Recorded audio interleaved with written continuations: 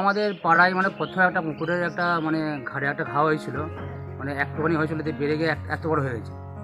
সেটার জন্যে মানে খুবই কুকুরটা মানে পাগলার মতো হয়ে গেছিলো, যে ওকে বেঁধেও রাখা যাচ্ছিল না। যে আমাদের পাশে যে গ্রামে মানে মরাদপুর বাড়ি শেখ কানারুল শেখ, উনি পশুপ্রেমী তা ওনাকে ফোন করা হয়েছিল কাল রাতের বেলায়। উনি আজকে নিয়ে এসছেন, চিকিৎসা করে গেছেন। কোনো কুকুরে মানে কামড়ি দিয়েছিল, মানে একটু জায়গায় দিয়ে একটু থেকে বড় ঘা হয়ে গেছে। সেই ঘাটা হওয়ার ফলেই আপনাকে রাখা।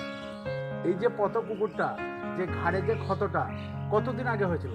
এটা মোটামুটি প্রায়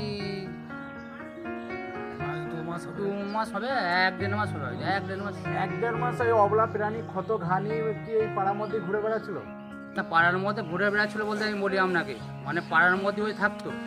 যখনই ওর ঘাটা হয়েছে না, ওকে আর মানে খাওয়ার টাইমে শুধু আসছে মানে দুপুরবেলায়, আর কোথায় থাকছে খুঁজে মানে আলামার হয়ে গেছে। তো এই ঘা যে হয়েছে আপনারা শিবাশরা কোথায় হসপিটালে সব নিয়ে যান না? নিয়ে গেছি বলতে নিজে যেমন এই ফিনাইল মাছির জন্য বসছে এরকম, তারপরে তো আপনার সঙ্গে যোগাযোগ হলো। আচ্ছা, এই পথ কুকুরটা কারো বাড়ি ঢুকলে ধরো তো গ্যাস হয়ে গেছে, না, আমাদের পাড়ায় সবাই ওকে ভালোবাসে। সবাই ভালোবাসে? হ্যাঁ, সবাই খাবারও দেয়, সবাই ভালোবাসে। আজকে আমি এসেছি পূর্ব বর্ধমান ভাতার বামসর গ্রামে একটি অবলা প্রাণী পথ কুকুরটি হচ্ছে করুণ অবস্থা এবং ঘাড়ের কাছে এতটাই ক্ষত ও পোকা হয়ে যায়।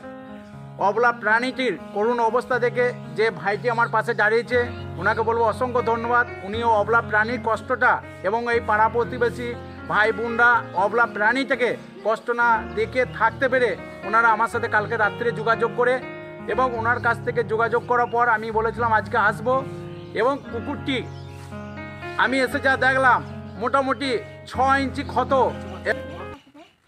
মাছি বসছে, তারপরে পোকাও অনেক পোকা বেরিয়েছে।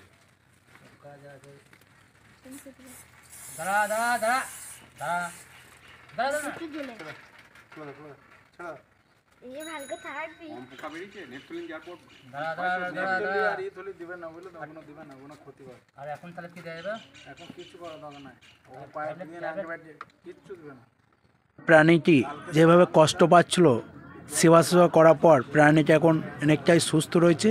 আপনাদের ভালোবাসায় প্রাণীটা সুস্থ হয়ে যাবে। আপনারা আমার পাশে থাকুন, প্রাণীর জন্য ভিডিওটা শেয়ার করবেন।